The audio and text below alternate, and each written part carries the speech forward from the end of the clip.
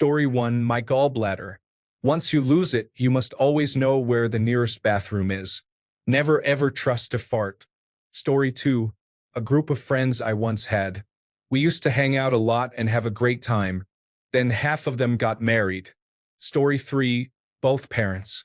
Getting old is difficult, and cancer does not help, especially considering their 40 years of smoking and drinking. Story 4.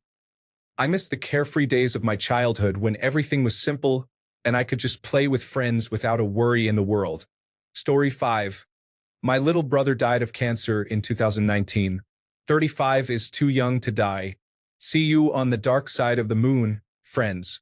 Story 6. Waking up early in the morning to see several inches of snow on the ground and knowing you can play all day with your best friend because school was canceled. Story 7. My smile. Acoustic neuroma removal took my facial nerve more than 20 years ago, and I have permanent facial palsy. Story 8. This is a what question, so I assume it does not include people.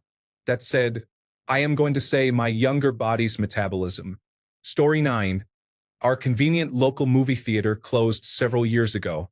I especially loved escaping into air-conditioned movies during the hot summer. Story 10. My heart and outlook before ill-intentioned, selfish, manipulative, narcissistic people chipped away at me. Story 11. My friends' parents' basements. You spend your whole adolescence in a select few houses, growing up and developing core memories, whether innocent sleepovers, video game all-nighters, getting drunk or high, sneaking out with girls, and more. In high school, you get excited to go to one of these places because it's always genuinely a good time with better people and a safe space for you and your close friends.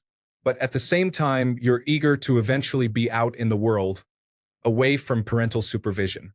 When you graduate and everyone goes to college, almost immediately people don't want to go to anyone's parents' house again. They might have their own apartment now, or some upperclassman someone knows has regular house parties that you find yourself at all the time. Others might have snagged a fake identification card and are now going into bars. No one warns you, but almost overnight, these places you loved and have such deep nostalgia for disappear, and you never even got a proper goodbye because you didn't expect it. Sure, these new apartments and bars are fun, but they are cheap thrills, places that come and go in a year's time. Not like the parents' houses where you grew up for most of a decade. Very quickly, certain parents downsize or move out of state because your friend was the youngest or only child. Before you can process that you're no longer going into those houses regularly, you can't go in at all. An entirely new family has moved in, or worse, the place was demolished to build something new. This was the earliest I can remember that showed life moves fast and changes without you, whether you're ready or not. It's like a wrecking ball on your past and a reminder that nothing is sacred and all those memories are just distant memories. When I find myself back in my hometown, I always drive around for an hour or so, cruising by my favorite friends' parents' houses. It has been nearly 20 years since I left, and very few of those families still live in them. Few of those houses even exist at all. It makes me cry. Do others remember the same things I do? Were those memories as good as I remember? Does anyone else appreciate how much those experiences defined who I am today? What shaped and molded me? A few years ago, I was sitting outside a house when one of my old friend's fathers, whom I hadn't seen in years, walked by, saw me, and said hello. He asked what I was doing, and I said I was just driving around trying to feel like a kid again. He stopped and said he always envisioned all the kids who filled his house with laughter and memories getting old and coming back someday, stopping by for a drink or to catch up, because he was always so close with everyone who came through his front door. Unfortunately, he said that never happened. His kids moved away and the friends stopped coming. He told it somberly, as if he felt the same thing as I did, but in a reverse parental way. There's an innocence stored in those houses' walls that I'll never get back. Nostalgia is beautiful but also painful. Story 12. I miss the days when my biggest worry was whether I would beat my high score on Snake, not where the nearest bathroom is after losing my gallbladder. Story 13. Truly believing in intense love as if it were pure, whereas in reality it is usually love bombing or excessive need. Story 14. Man, this hit me right in the nostalgia and the gut literally. I miss that carefree version of myself who saw endless possibilities instead of overanalyzing every risk. Losing a pet leaves a permanent hole that nothing else fills. I still catch myself looking for my old cat sometimes. As someone who also lost an organ, the bathroom proximity struggle is very real. Farts are now a high-stakes gamble. Aging is just collecting losses and weird bodily quirks. Story 15. My mom died in an accident at my house 2 months ago. My dad is lost, and my family does not know how to move forward. Every day brings tears of loss and fear of the future without her. She was my best friend, my confidant, and my champion. She had so much left to give this world.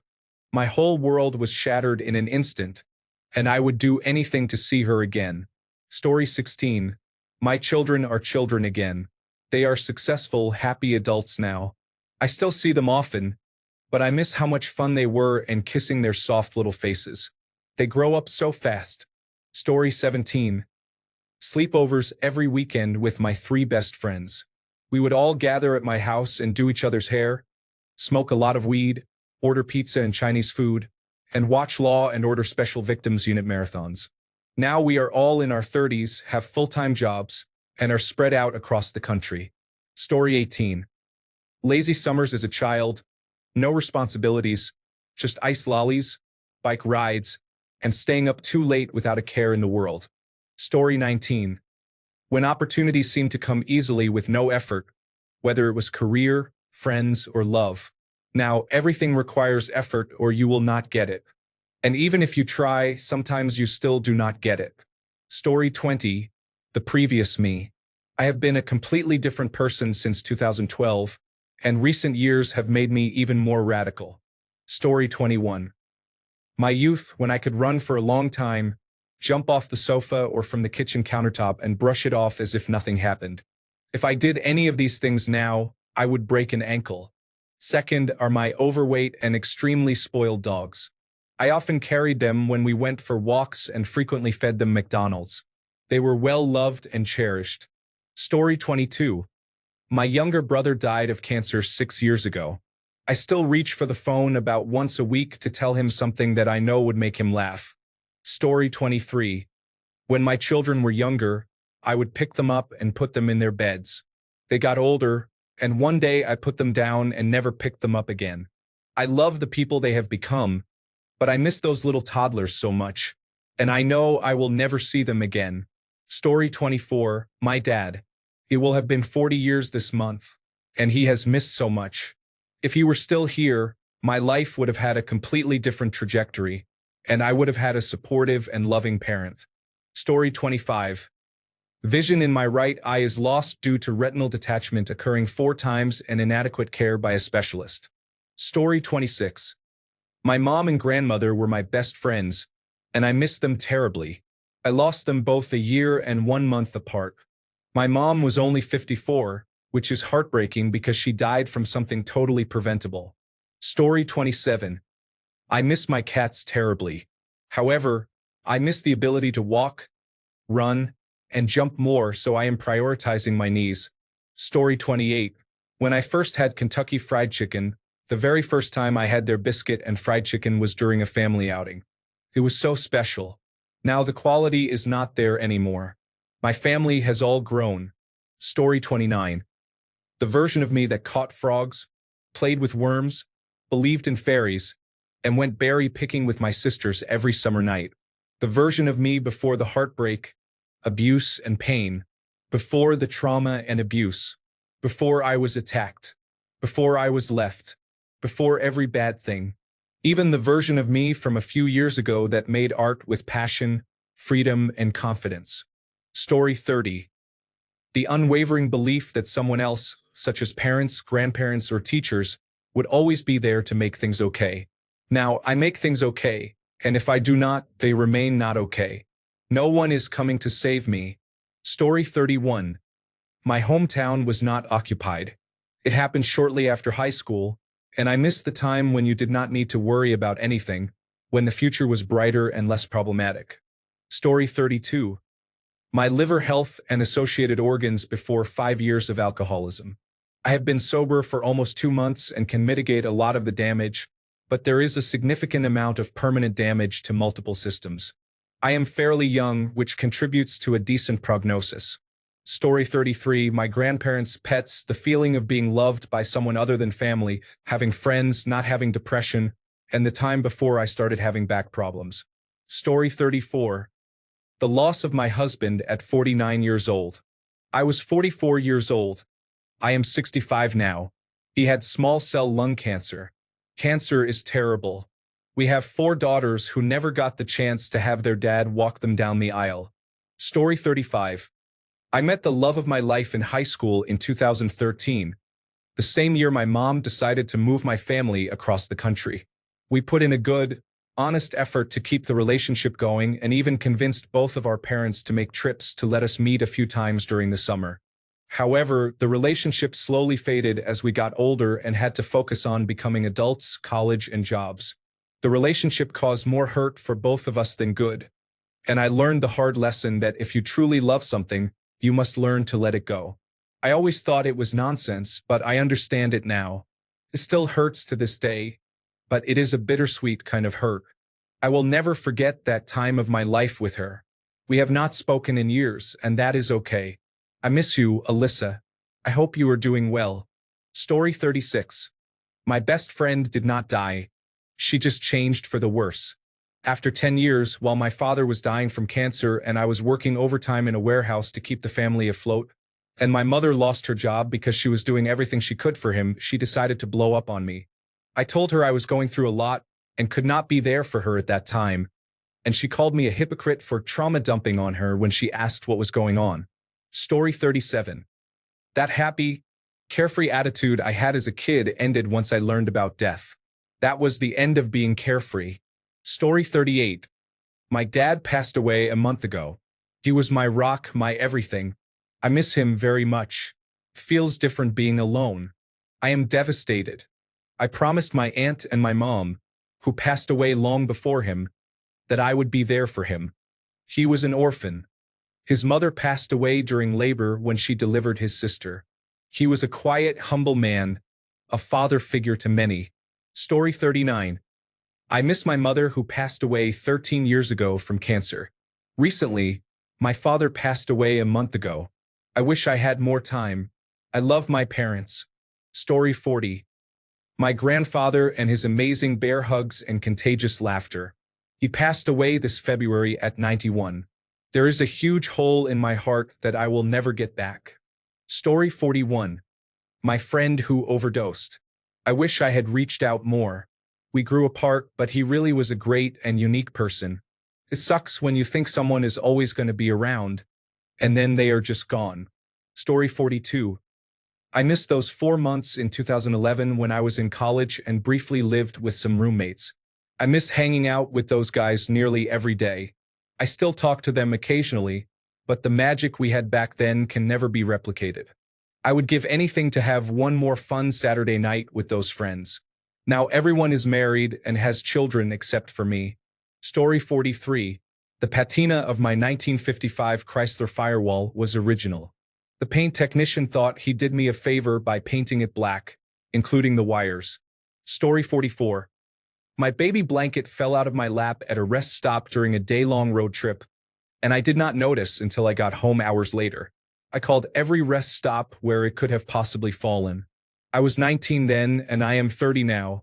I still think about where it might be, knowing it is either disintegrated or in a landfill somewhere. I wish I had never taken it with me. Luckily, I still have my baby pillow. I never take it anywhere out of fear of losing it too. Story 45.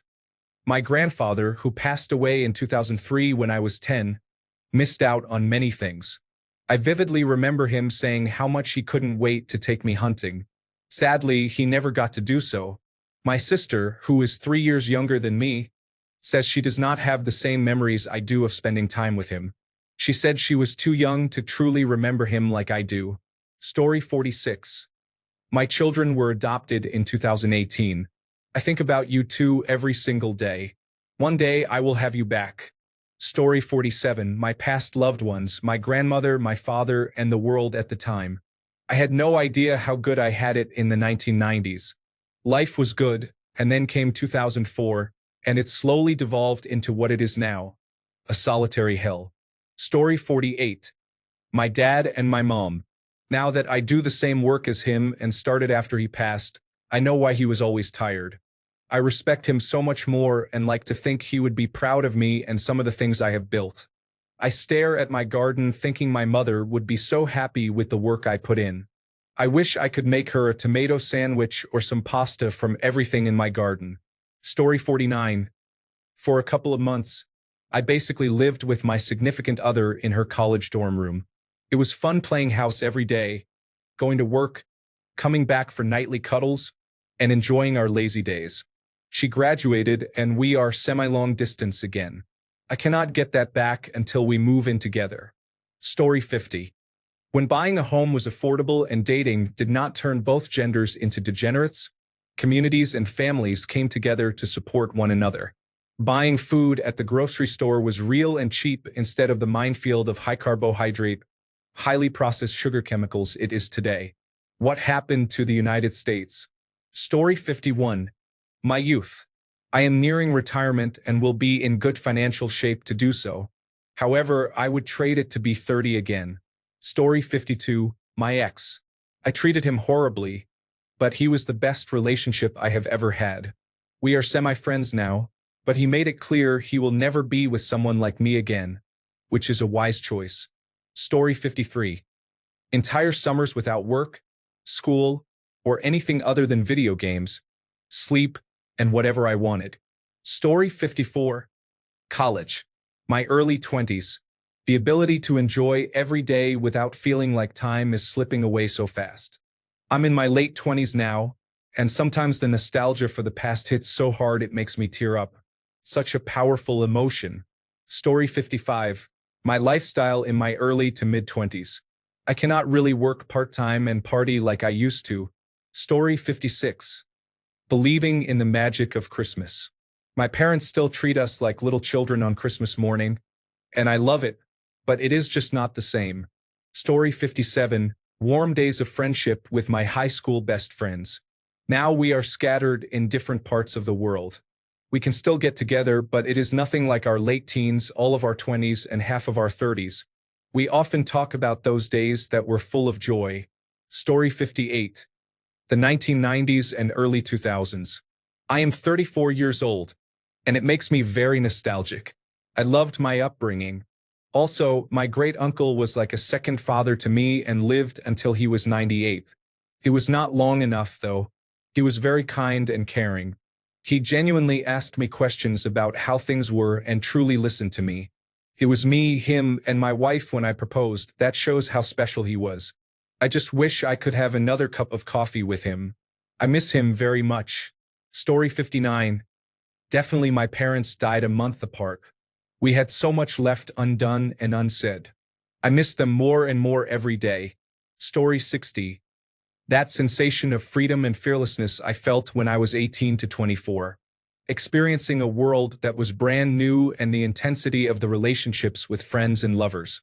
Story 61. The absolute excitement I used to feel when trying on makeup looks and wanting to impress everyone I knew with how pretty I could make myself. I can still do makeup now, but it doesn't feel the same since I realized that nobody really cares like that, even though it is a good thing that nobody cares about my looks. I miss the excitement of showing off, as vain as that is. I try to put on a nice outfit and dress up my face now, but all I feel is anxiety. I miss the delusion and vanity that made feeling beautiful so exciting. Story 62. This might be a peaked in high school vibe, but high school sports had something special. I still play recreational hockey, and most of my closest friends are there, but there was something unique about being a kid playing for something that felt meaningful.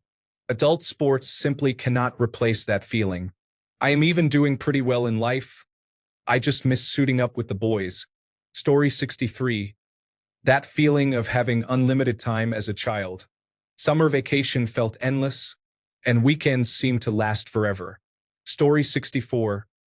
Life without the knowledge of what drugs are like. I have been away from everything except cannabis for just over 7 years, but was an addict for about 10 years. No matter how much time passes, you always long for that feeling again, and it is something that will never go away.